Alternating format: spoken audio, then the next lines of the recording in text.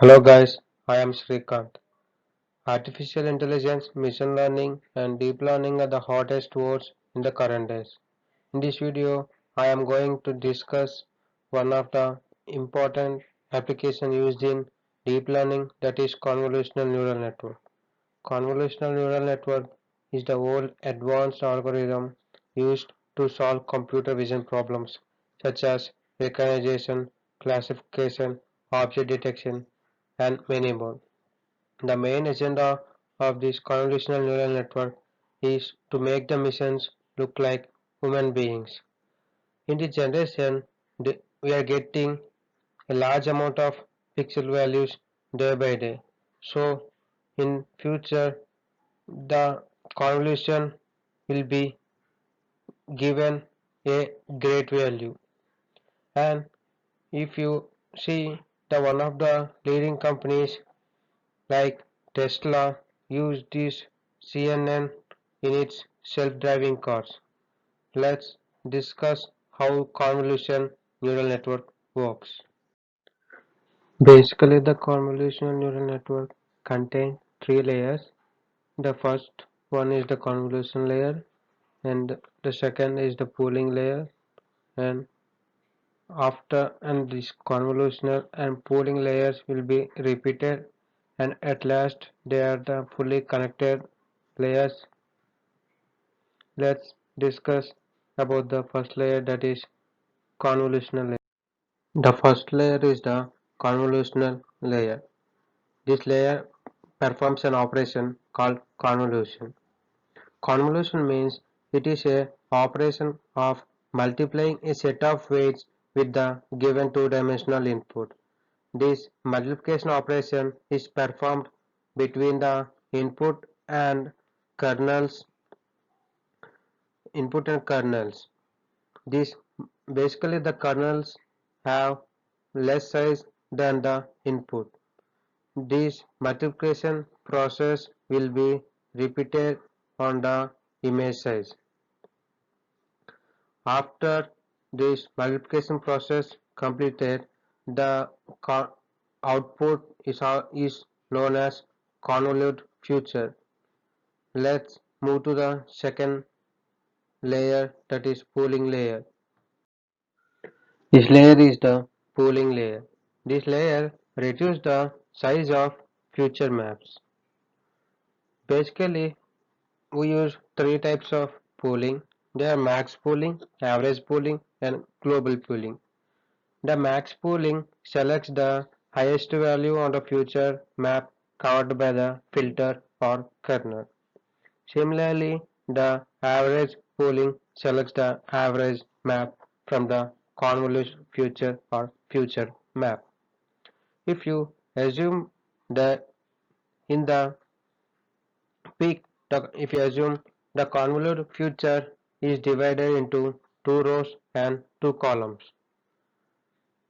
the first row and first column, if you assume the if you assume max pooling is applied, then the first row and first column having maximum value is 1. So we are extracting that maximum value into pooled future, and first row second column the maximum value is 7. So we are extracting that maximum pixels value into the pooled future. Similarly, the the second row and first column, the maximum value is 5, and the second row and second column, the maximum value is 9. Like the maximum pooling and average pooling and global pooling is applied on the convolute future. Basically, this future compress the size of convolute future. After this convolution and pooling process is repeated on the convolution, and at last it is passed to the fully connected layers. Let's discuss what third layer, that is fully connected layers. And the last layer is the fully connected layer. The main objective of fully connected layer is to take the results from the convolution and pooling process and use them to classify image into label. Before fully connected, the convolution and pooling process is to extract the features from the image.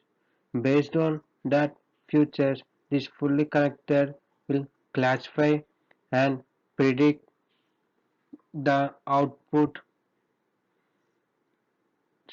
particular output, and this fully connected layer also performs back propagation such that it can try to maximize the error.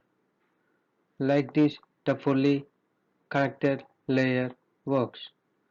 Let's see one real example on CNN. Let's take an example. If there is a human body in an image, the convolution and pooling layer extract all the features of a human body like hands, shapes, and fingers all over the pixels data of a human body. This features data is transferred to fully connected layer which classifies the data into which classifies the data and predicts the output like the human body is a woman or man. Like this, the convolutional neural network works. Once the AlexNet architecture was introduced, the convolutional got more popular into the world because before AlexNet, the CNN used to train on medium datasets with high training time and somewhat good accuracy.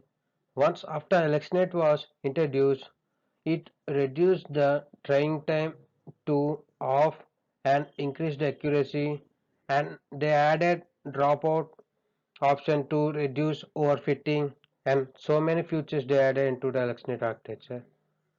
And the CNN architectures developed after AlexNet are the improvement performance of a AlexNet architecture. And in few cases, the deep learning does not fit in real world. If you take the deep learning takes high computational power. So to train big or large data sets, very large data, I am saying in case of very large data sets, it take very high time. So this is one of the drawback where deep learning does not fit. And if you come to the second point, the deep learning in small data sets, it produce very less accuracy. If you as much you train the deep learning model, it increase the accuracy. So the deep learning models does not fit for small data sets. And if you research about the deep learning, the inner layer, even the researchers also don't know the total performance what is going between the hidden layers. So it is very hard to understand the process of performance in between the hidden layers of a in a deep learning architecture. So these are the three places where deep learning does not fit. One is on small datasets because it produces less accuracy, and deep learning takes high computational power. So to train big datasets it takes more time. So thank you for listening my video.